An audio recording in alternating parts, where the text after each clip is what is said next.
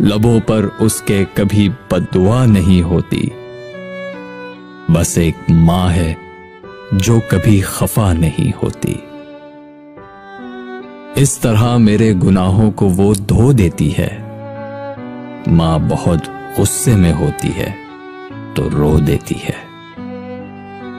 मैंने रोते हुए पहुंचे थे किसी दिन आंसू, मुद्दतों मां ने नहीं धोया दुपट्टा अपना।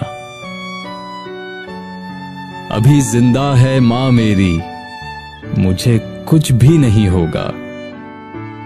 मैं जब घर से निकलता हूं दुआ भी साथ चलती है। जब भी कश्ती मेरी सैलाब में आ जाती है, मां दुआ करती हुई ख्वाब में आ जाती है। ऐ अंधेरे देख ले, मुंह तेरा काला हो गया। मां ने आंखें खोल दी, घर में उजाला हो गया। मेरी ख्वाहिश है कि मैं फिर से फरिश्ता हो जाऊं, मां से इस तरह लिपटूं कि फिर से बच्चा हो जाऊं।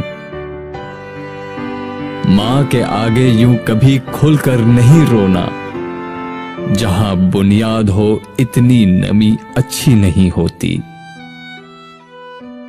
लबों पर उसके कभी बदुआ नहीं होती।